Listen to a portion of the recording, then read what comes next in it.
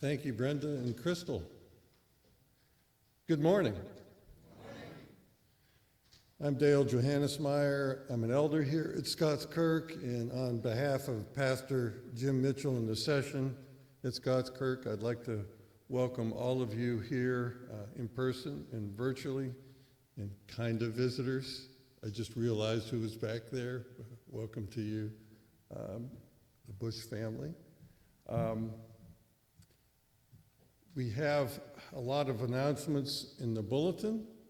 I would encourage you to read those announcements after the worship service today.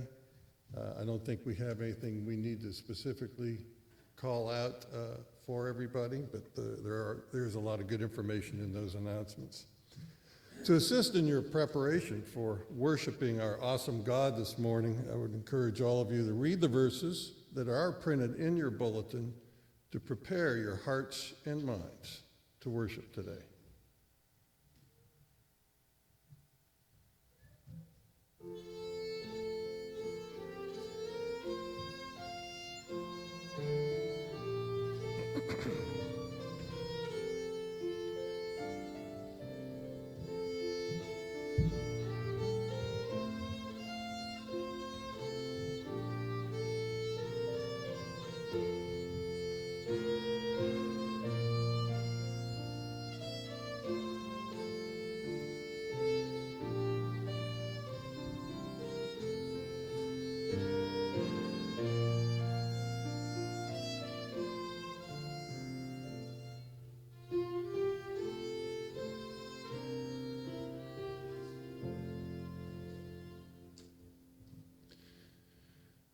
Our call to worship this morning is from the Apostle Paul's letter to the Ephesians. It's chapter 2, verses 4 through 10. But God, being rich in mercy, because of the great love with which he loved us, even when we were dead in our trespasses, made us alive together with Christ. By grace you have been saved, and raised us up with him and seated us with him in the heavenly places in Christ Jesus, so that in the coming ages he might show the immeasurable riches of his grace in kindness toward us in Christ Jesus. For by grace you have been saved through faith, and this is not your own doing, it is the gift of God, not a result of works, so that no one may boast. For we are his workmanship, created in Christ Jesus, for good works, which God prepared beforehand that we should walk in them. Praise God. So let us begin our worship service by standing and singing a hymn of worship to our Savior, Trinity Hymnal number 159, O Savior, Precious Savior. Oh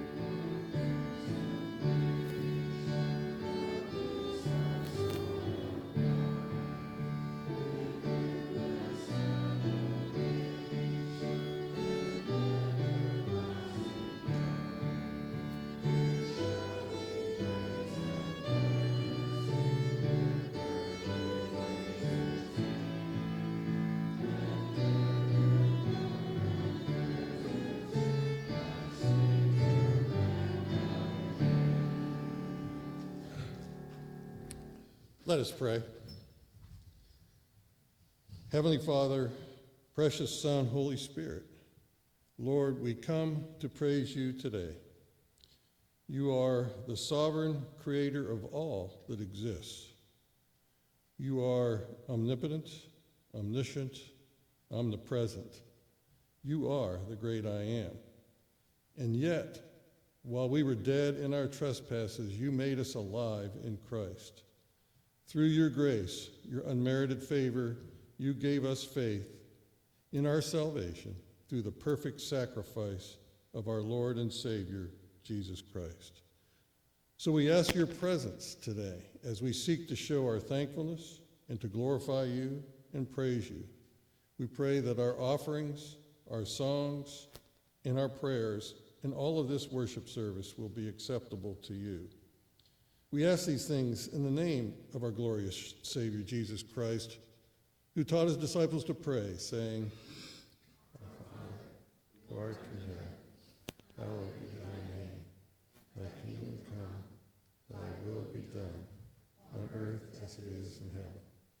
Give us this day our daily bread, and forgive us our debts, as we forgive our debtors.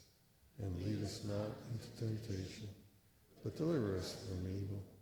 For thine is the kingdom, and the power, and the glory forever. Amen. Please be seated.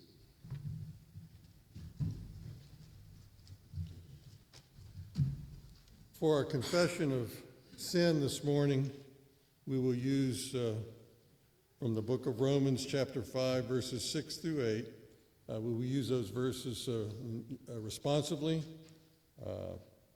and let us begin. You see, at just the right time, when we were still powerless, Christ died for the ungodly. Very rarely will anyone die for a righteous person, though for a good person someone might possibly dare to die. But God demonstrates his own love for us in this. While we were still sinners, Christ died for us. So with these verses in mind, please take a few moments to have a personal confession of sin.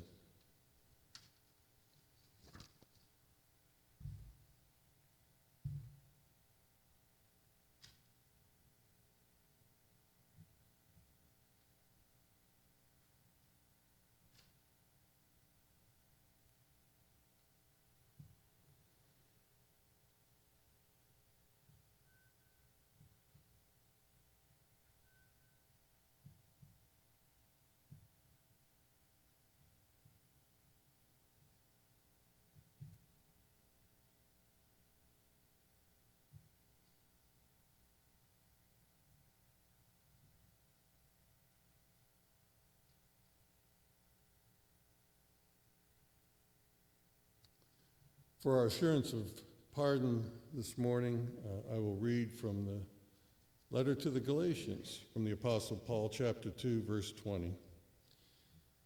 I have been crucified with Christ, and I no longer live, but Christ lives in me.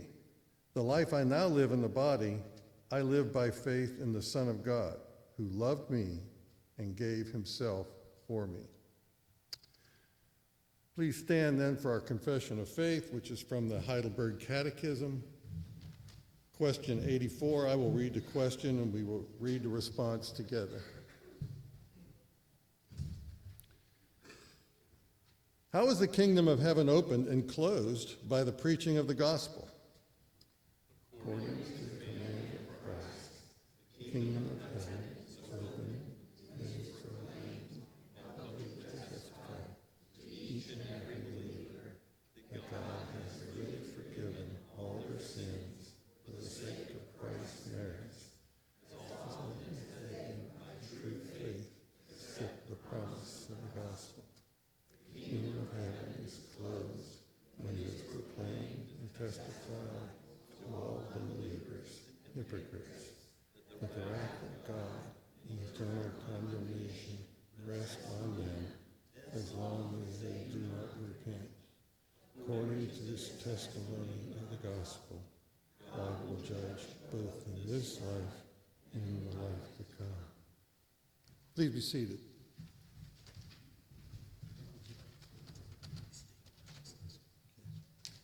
Children, please come forward. David Johnston, our chairman of the diaconate, will do the children's sermon this morning.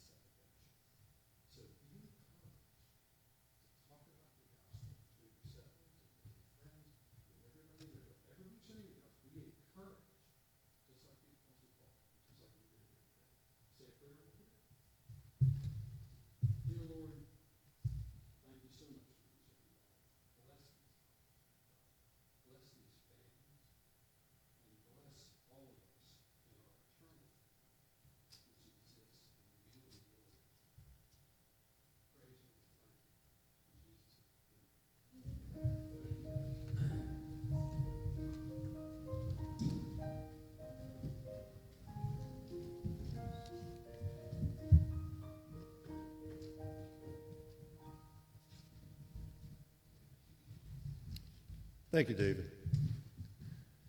Our scripture reading this morning is from chapter 2 of the prophetic book of Habakkuk. In preparing to read these verses this morning and looking at my English Standard Version study Bible, I've got a lot of good information from that concerning this particular chapter I'd like to pass on. Habakkuk many times has been called the forefather of the Reformation. The key concepts of his preaching, as taken over by the Apostle Paul, deeply influenced Martin Luther and John Calvin. In chapter 2, God answers Habakkuk's painful questions that are in chapter 1 by stating that he will show he is just and that he is the justifier of those who have faith in him.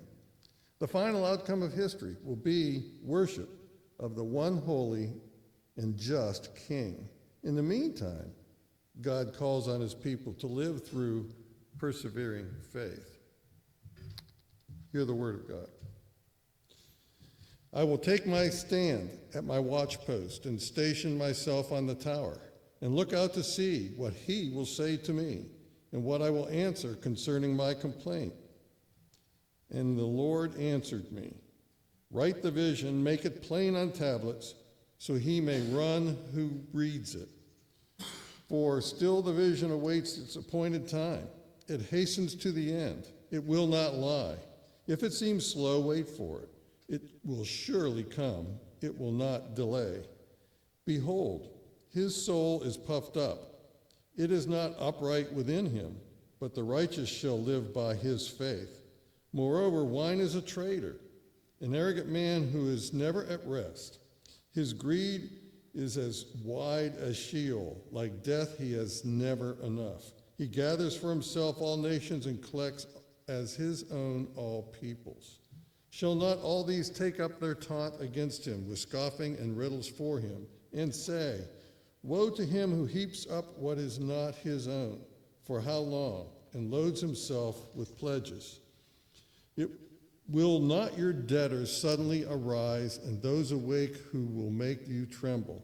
Then you will be spoil for them, because you have plundered many nations. All the remnant of the people shall plunder you, for the blood of man and violence to the earth, to cities and all who dwell in them.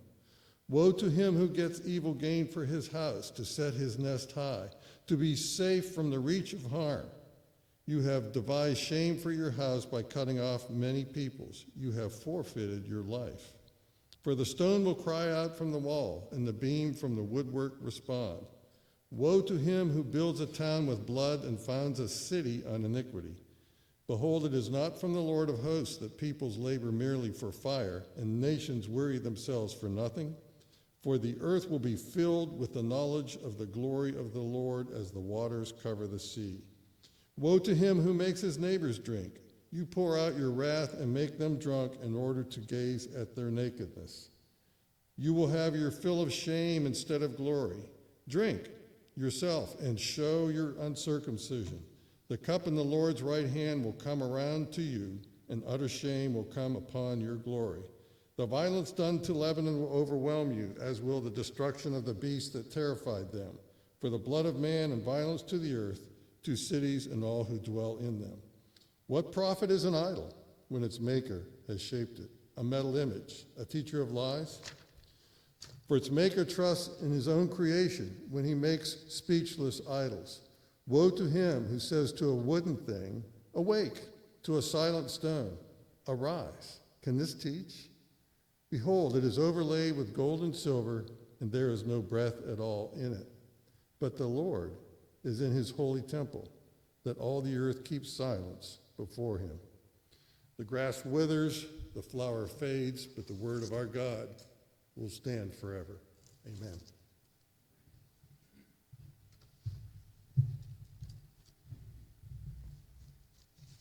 And let us go before our God once again in prayer.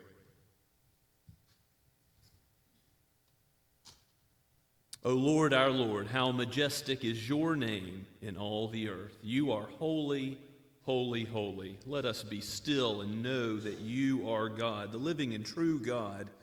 The idols of the world are but nothing, but you exist and you act in history.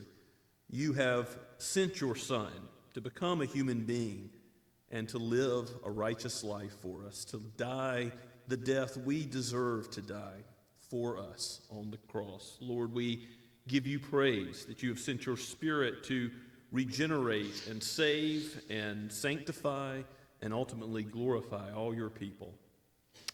You have been doing this since Abraham, Isaac, and Jacob, and throughout the Old Covenant, and you do it now as we look forward to the day when you will come again, Lord Jesus, in power and glory to judge the living and the dead.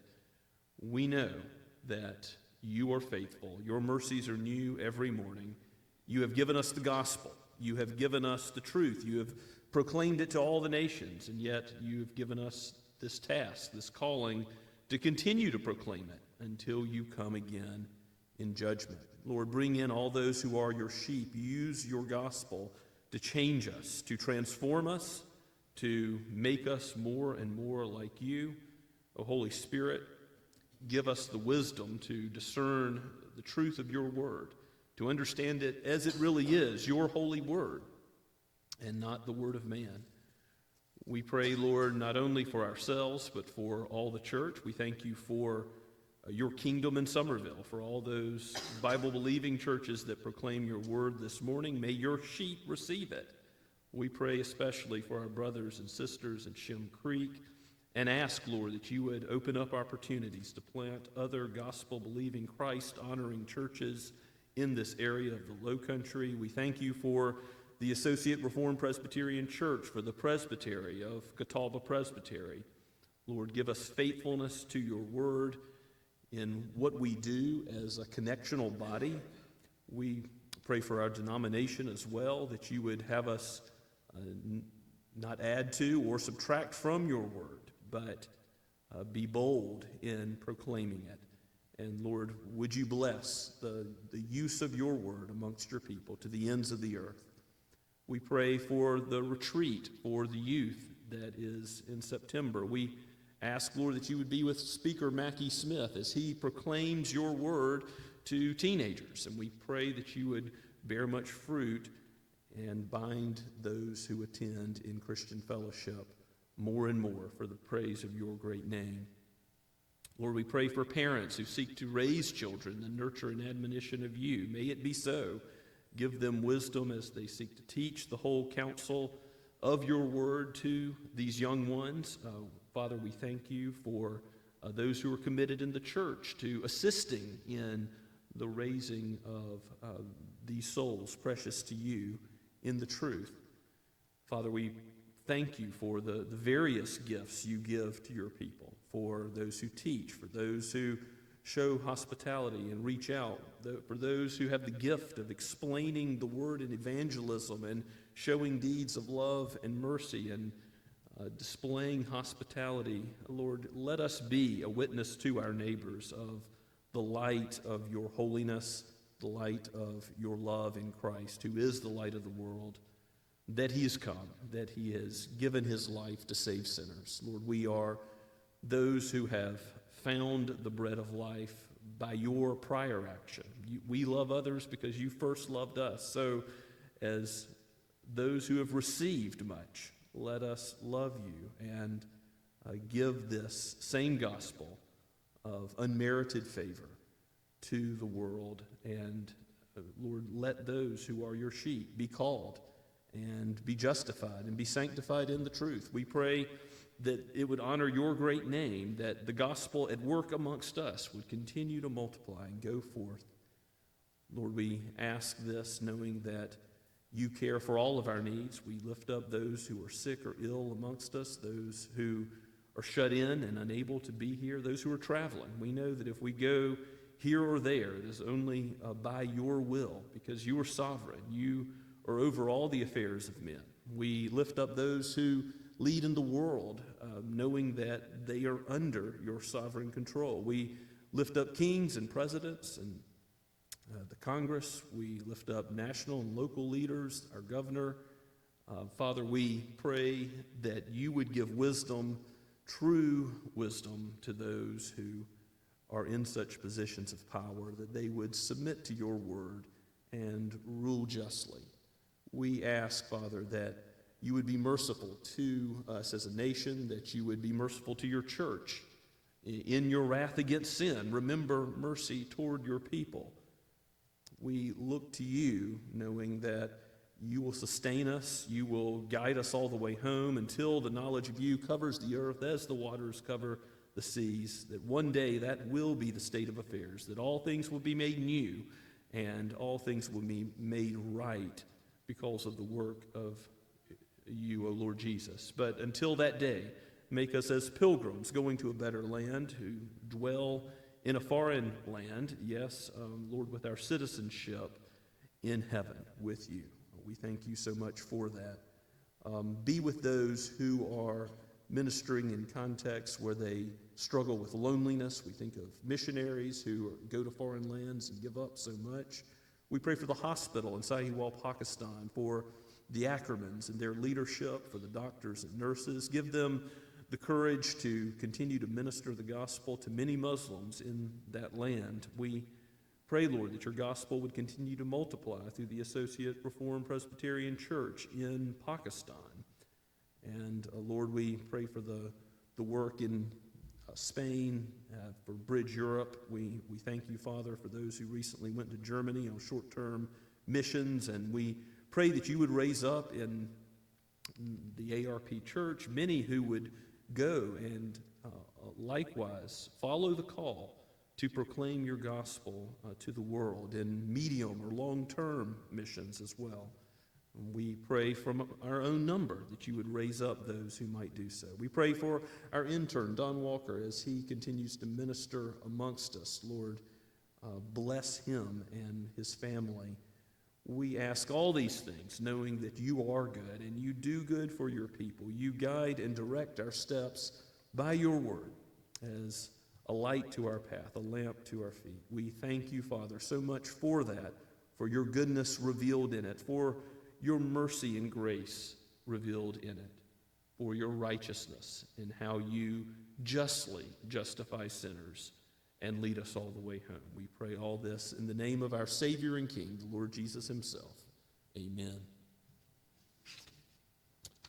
And let us sing to the Lord once again from Blue Book, page 39, Yet Not I, but Through Christ in Me.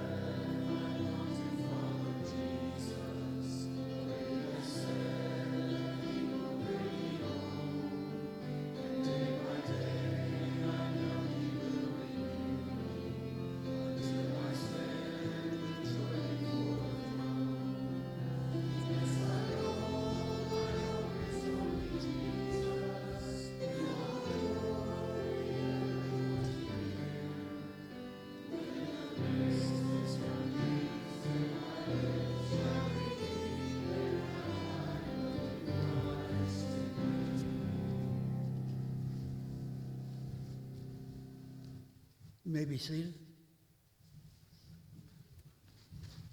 Shall we pray?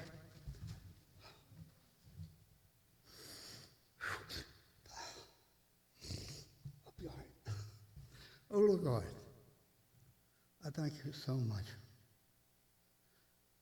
for guiding me home, to my church home, my family, my brothers and sisters in Christ.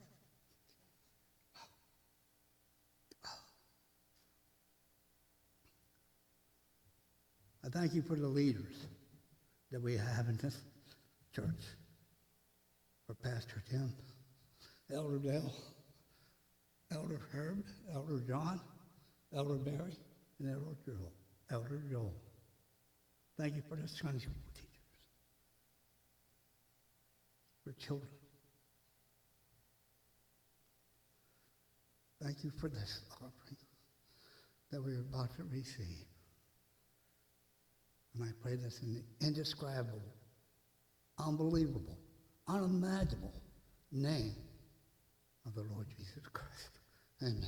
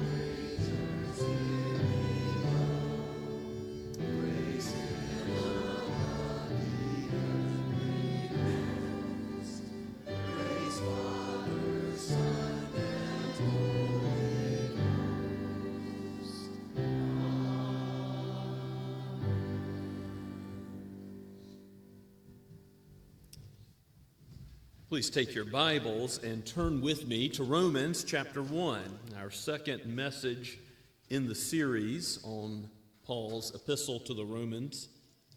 Begins in verse 8 and goes down through verse 17 this morning.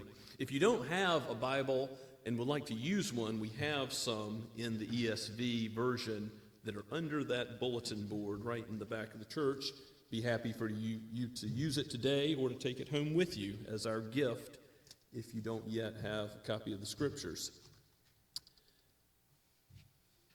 As we looked at the first 7 verses of Romans, we saw that the gospel, the power of God to save, is right there in the greeting. It's right in the first 7 verses.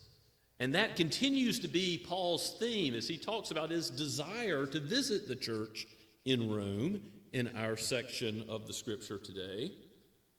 But we're going to especially focus on verses 16 and 17, which are the theme verses of Romans. All commentators agree that this at least encapsulates the idea of the gospel that Paul is going to be expounding throughout the rest of the book. So the book of Romans is all about the gospel and the application of the gospel as Paul writes this glorious magnum opus to both Jews and Gentiles. It is the good news that is going out to all the world. And yes, this important city, Rome, where Paul hasn't yet visited. And maybe some people are thinking, is he ashamed to go where the philosophers are in big cities like this with the gospel about a crucified Savior? And Paul is going to say, no, I'm not ashamed of the gospel. I'm bound to preach it to everyone, for it is the power of God to save, to Jews and to Greeks, to those who are considered foolish by the world, to those who are considered wise by the world. This is God's gospel that saves sinners. So let's give our attention to God's word, again starting at chapter 1, verse 8. Penned by Paul, the apostle, and breathed out by the Holy Spirit for each of us. First, I thank my God through Jesus Christ for all of you, because your faith is proclaimed in all the world.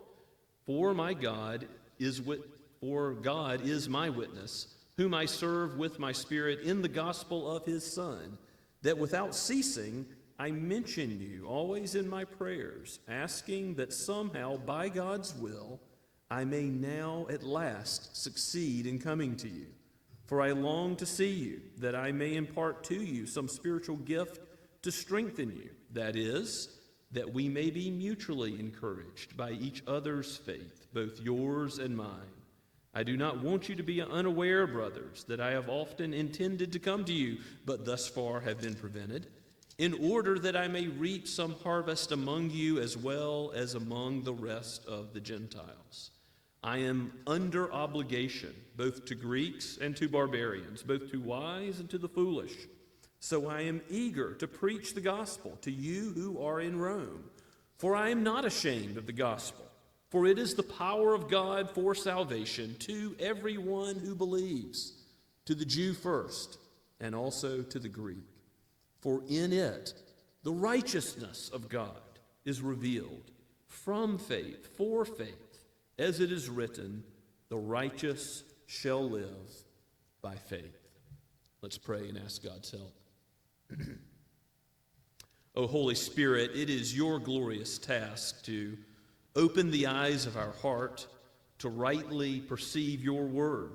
Without your aid, we will not be steered correctly. Help us by your illumination to understand it, but then understanding it, to live it out, to see Christ in it, to glory in him and his finished work, and then to live according to it. May we live by faith as those who have peace because of your finished work, O Lord Jesus. We pray this in your holy name.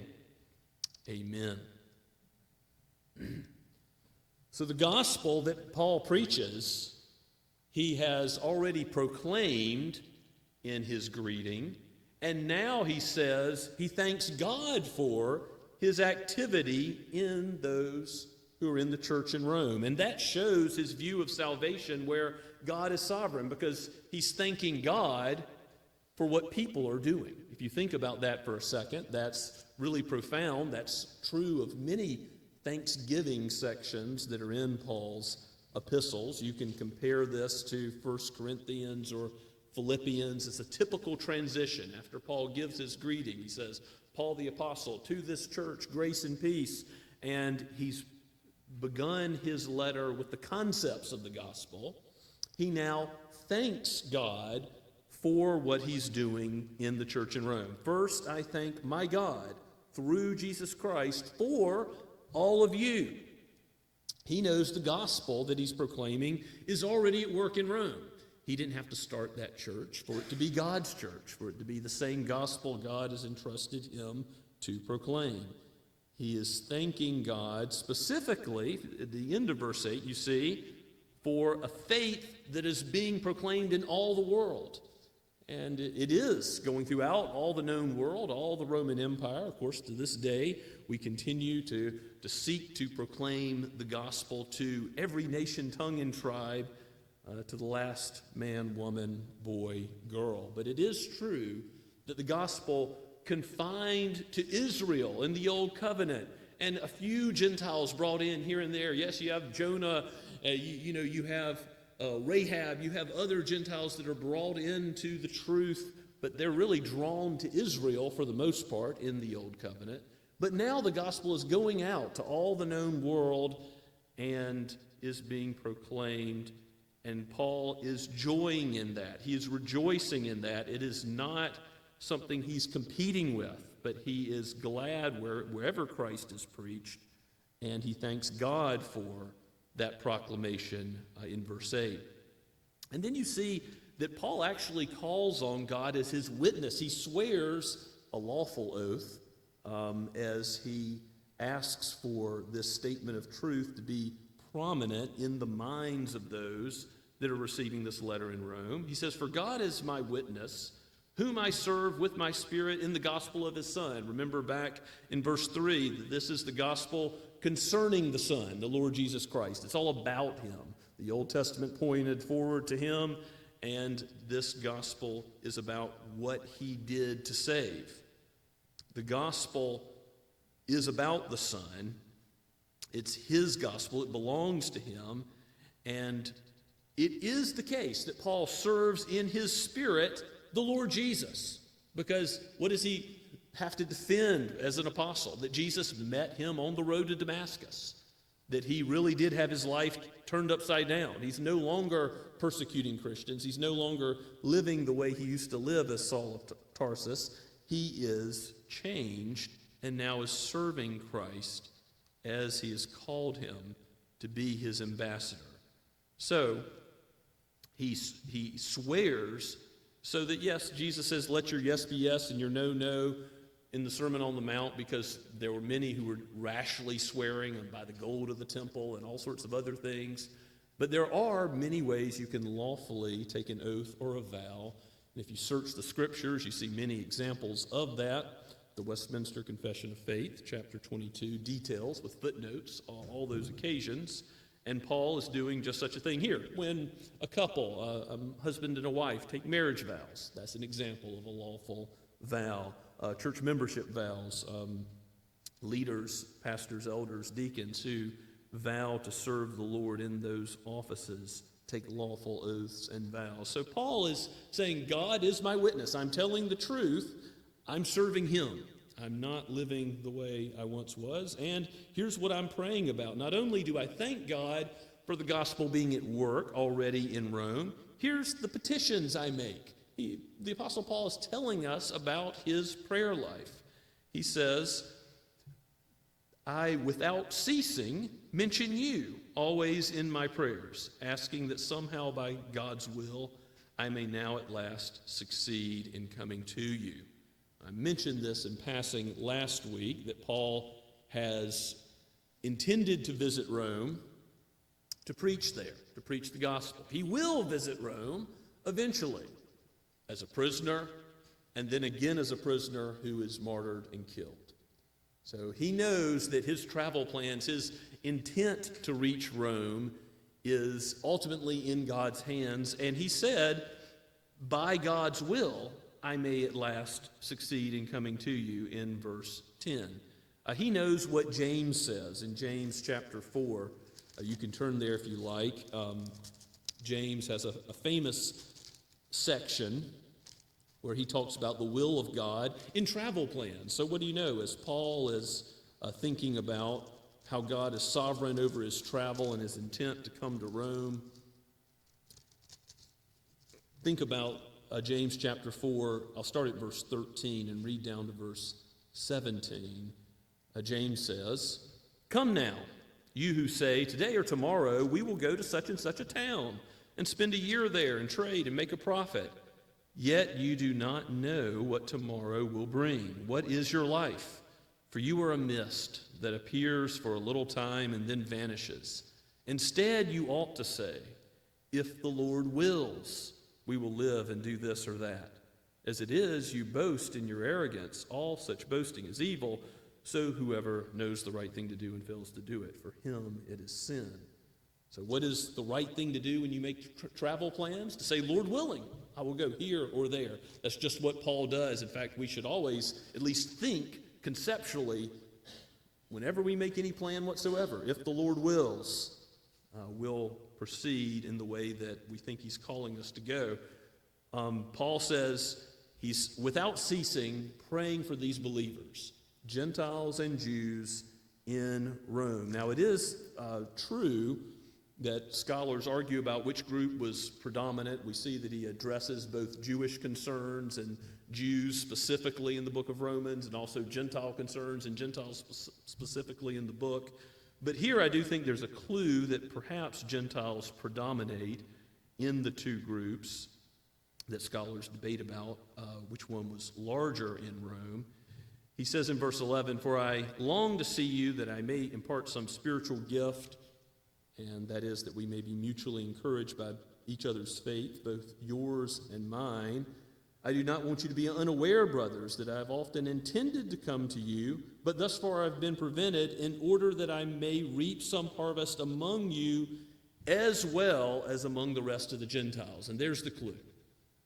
Paul has gone to other Gentile places. He's going to preach the gospel in many other Gentile hotspots. But here he's saying, going to Rome is going to be bringing the gospel to a significant portion of Gentile believers. And yes, by his service, his use of his spiritual gift, it will be a blessing to others, because Paul is preaching and teaching the power of God to salvation, the gospel.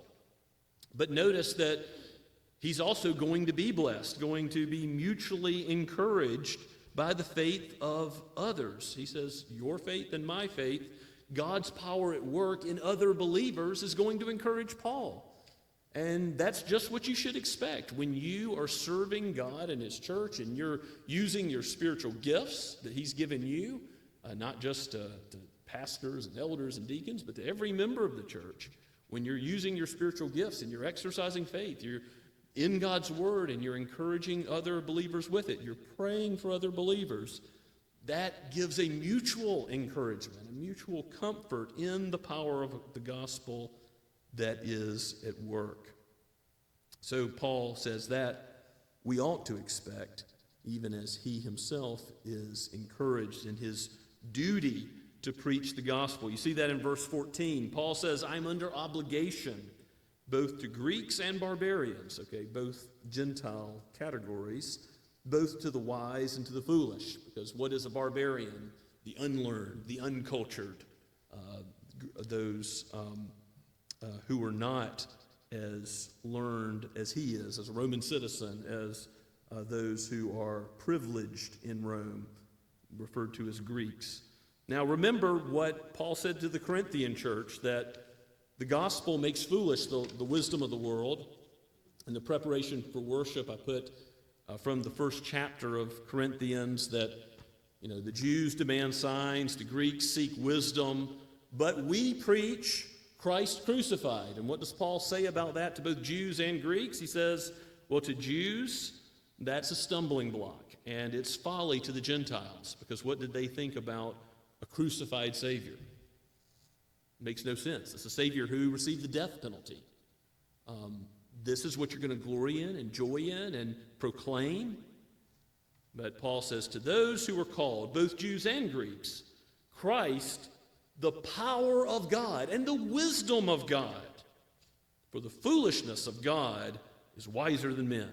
The weakness of God is stronger than men. Of course, God doesn't have any foolishness. He doesn't have any weakness. What is Paul saying? That even what looks like weakness, a crucified, dying Savior, is what God uses to powerfully save the whole world. This gospel that's going out to every Gentile land, and yes, to the Jew first. And so when we come to this statement of the theme of Romans, Paul says he's eager to preach the gospel to those who are in Rome, verse 15, and then look at 16 and 17 together, and we'll see this priority to the Jew first and then to the Greek and talk about that. But let's just read the verses again. Paul says, I am not ashamed of the gospel. He's proud of the gospel, the wisdom of God, the message of God which saves. I'm not ashamed of the gospel, for it is the power of God to salvation to everyone who believes, to the Jew first, and also to the Greek. For in it the righteousness of God is revealed from faith for faith. As it is written, the righteous shall live by faith. Let's go back to verse 16. There, Paul says the gospel is for everyone.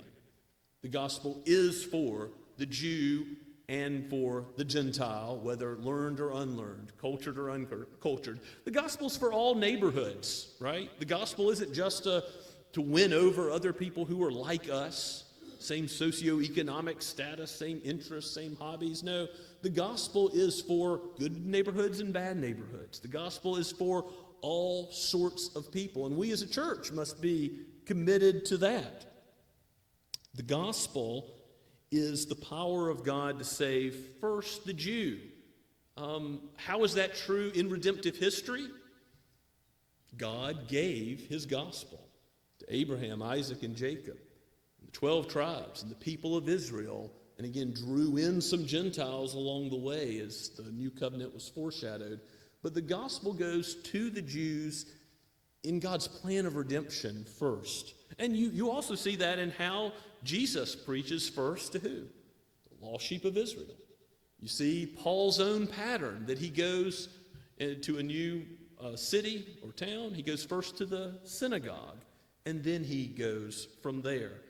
So to the Jew first, and also to the Greek, doesn't mean that they're second-class citizens in the kingdom of heaven. No, and Paul's going to argue that all stand condemned as we go through chapters 1 through 3 in the section where Paul's going to bring the bad news next week. The wrath of God revealed against everybody, because creation, the law in your heart, God's word, it all shows that we're sinners. Jews are sinners, Greeks are sinners, barbarians, wise, learned, Gentiles are sinners. So we all need this news that God has mercy on those who sin and need a Savior.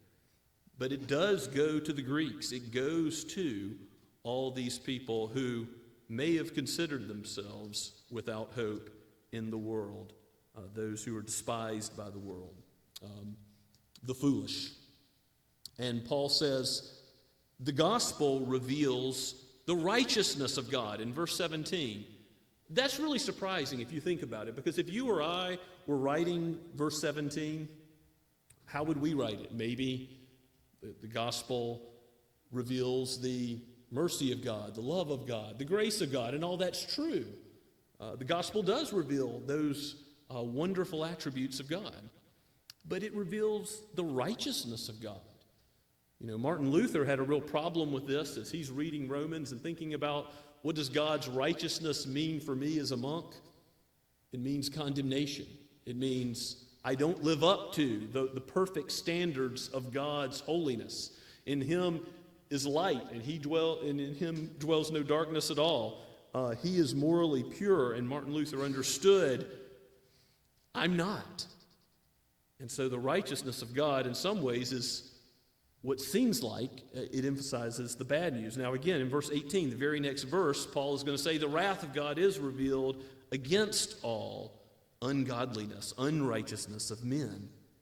But the righteousness of God is revealed from faith for faith. In other words, the life of faith that we're called to trust in God, that which is confirmed by the Old Testament in Habakkuk 2:4, which was read earlier. You know, in Habakkuk's day, God is using evil, unbelieving nations, the Chaldeans, Babylonians, to punish Israel. And Habakkuk has questions about that.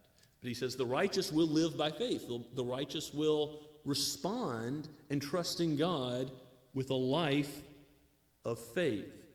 And in that life of faith, it reveals the righteousness of God. Paul argues this in chapter 3. We'll look at this in some detail, Lord willing, later on.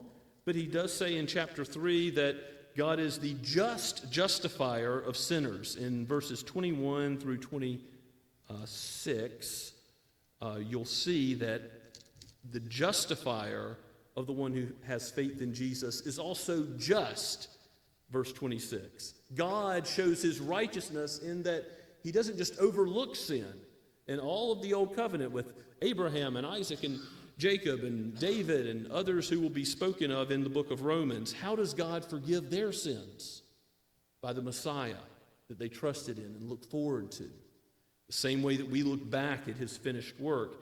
In other words, the gospel shows that God doesn't just wink at sin or say, I'll just dwell with some sin and be okay with that. No, God forgives sin by his Son becoming the punishment, the payment for that sin on the cross. He says, it is finished, meaning the price is paid in full when he dies on Calvary for us. That shows that God is righteous, the just justifier of sinners.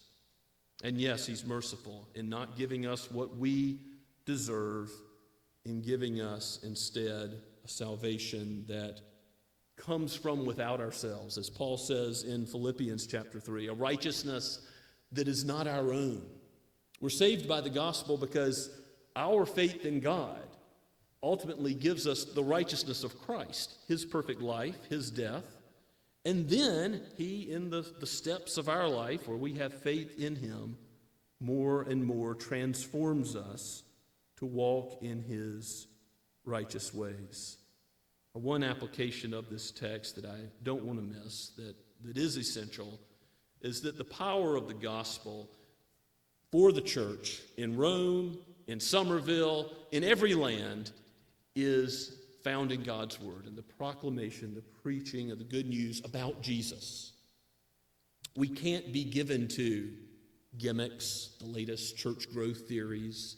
We can't be looking to some other thing to be about God's mission. He's called us to be about what Paul says he's a slave to, Jesus Christ, and his good news. It belongs to him. And so we've got to be centered on the word and the means of grace. We've got to be about proclaiming it. And that means, it doesn't mean you can't have any fun any of the time. You know, I tell the youth group, you can still play a game. You can still have a cookout where some fun activities occur, but none of that can be the main thing. That can never be our focus as a people. We must trust in God's word to convert people. That's what we proclaim. It's not a bait and switch. We must trust in God's word and the Holy Spirit's work through it. It's living and active, sharper than any two-edged sword, Paul says in Hebrews 4:12. This is God's word that ultimately knows us better than we know ourselves. God's word convicts us of sin. God's word encourages us in the way we should walk and live. God's word has the power to save. God's word is what turned the Apostle Paul's life upside down. So he knows that this is what I've got to proclaim because he met Jesus and Jesus transformed him. And it's the news about Jesus proclaimed that transforms others. So if we have been transformed by Jesus, and ask yourself that question, do I know him? Do I know the righteousness that comes from Jesus? It's not about my rule following, my attempt to be faithful, but it's about righteousness that comes by faith, peace with God that comes by knowing Jesus, first of all. And then if you do know him, you know, what do you do with a product that you love or a service that was performed really well for you or a restaurant? Y'all don't have to ask me about my favorite places to eat because I tell you, we talk about what we love. And what does God call us to do to be evangelists of the good news ourselves with our neighbors? Have we been gripped like the Apostle Paul was gripped with the saving power of God in Christ Jesus in the gospel? If we have, we can't help but to ask for wisdom and opportunities to share that with others. This is the power of God for salvation. This is what we're trusting in as a church. This is what we're trusting in for discipleship. This is what we're trusting in for evangelism. This is the theme of the beautiful, yes, the bad news, the justification, the sanctification, the glorification, all that Paul will expound in chapters 1 through 12, the end of 11, and then 12 to the end of the book. He'll apply it in saying, the gospel that I've explained, now how does that affect Christian living? The power of God is found in his word. Avail yourself of it. Yes, it is a righteousness that comes by faith, not in the labor of your own hands, not in your own zeal, but in the Lord Jesus and his finished work for his people. As we go to the table, let us think on the power of God found in his life and death. Let's pray together. Oh Lord, we give you praise for this book, for its importance to us and to the whole church. We thank you that you are wise, wiser than the wisdom of men, in giving us a crucified and risen Savior, one who has conquered death. Oh Lord, we thank you that he gives us a righteousness that we have not earned. And by your Spirit, you call us to live a life of faith and to trust you in difficult circumstances. Lord, help us to do that and help us to spread your word to all those that we know, because you are at work by that word to save all those who are your sheep, to lead your people all the way home. We pray this in Jesus' name. Amen. And let us prepare for the Lord's Supper and respond to God's word now as we sing from the Trinity hymnal, Rock of Ages, verses 1 and 2.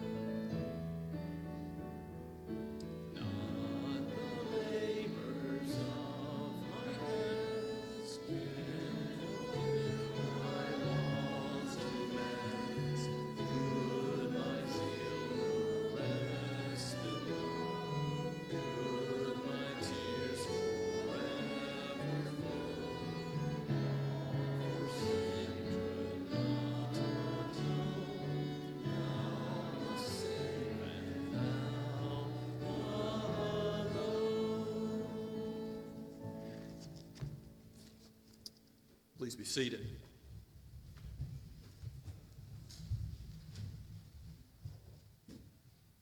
As we come to the table, we rejoice that believers in the Lord Jesus Christ, from whatever denomination, those who know the Lord Savior, are members in good standing of the Bible-believing church. That is, you've professed your faith before me.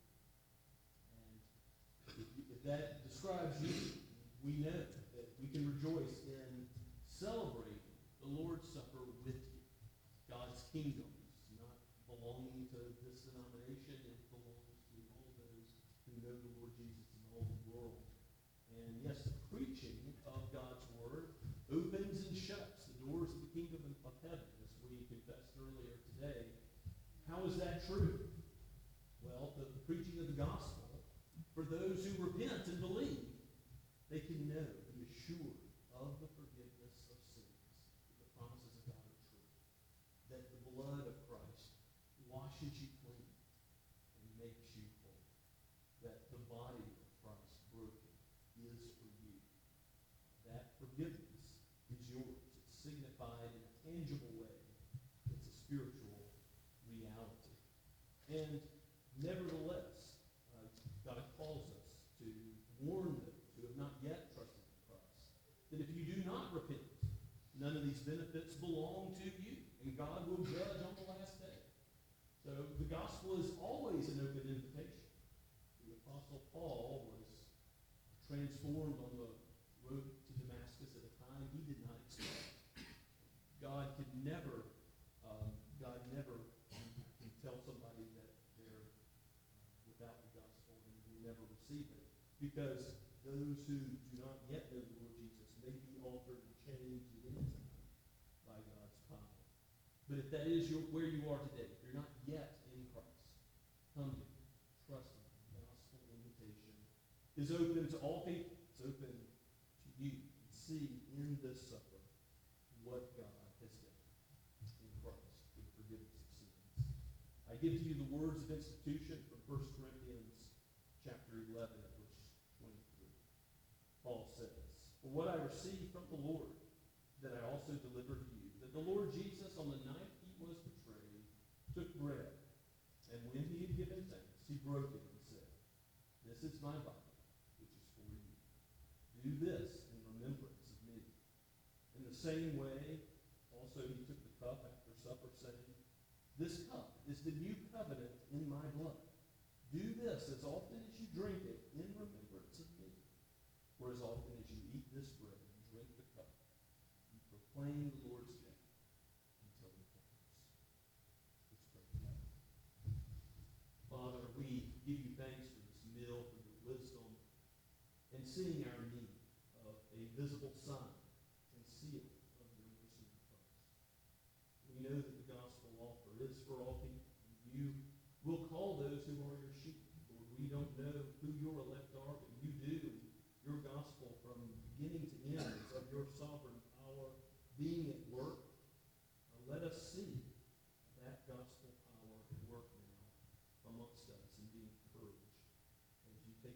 common eyes and have set them aside for holy use. May we be encouraged in the Son, Lord Jesus, in whose name we pray.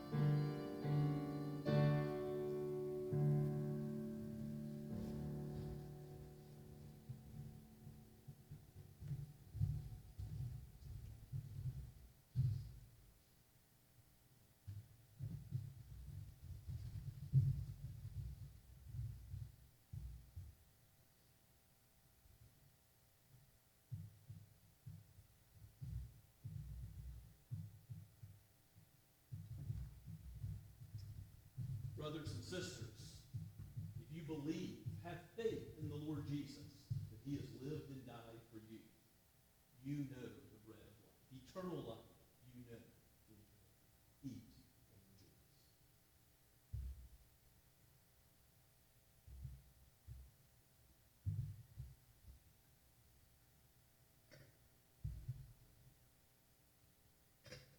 In the same way, Jesus took the cup.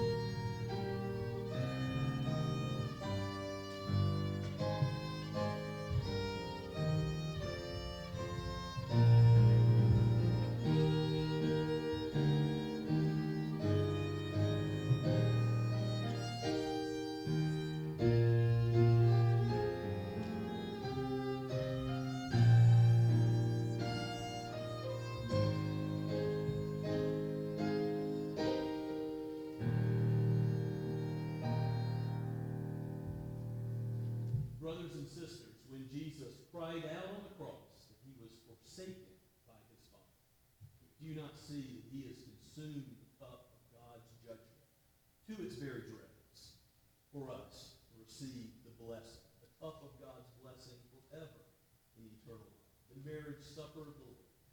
Let us rejoice in it.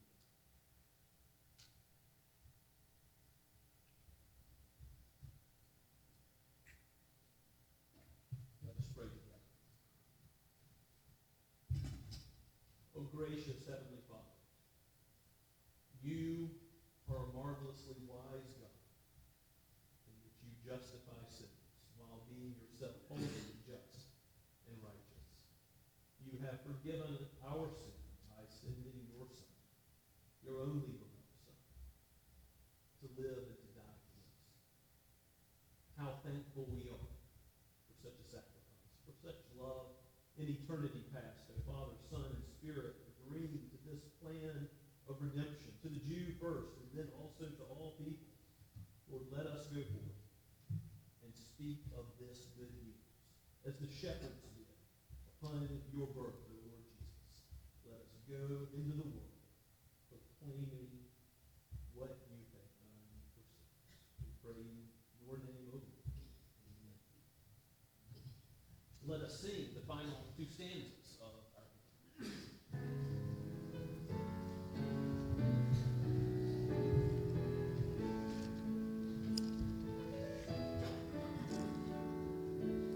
Nothing in my hand I bring, simply to my cross I cling. Naked come to thee for dress, helpless look to thee for grace. Bow to the fountain fly, help me Savior, all I've done. While I draw this fleeting breath, as my eyes close in death, as I soar to worlds unknown, see beyond thy judgment throne. Rock of ages, cleft for me, let me hide myself in thee.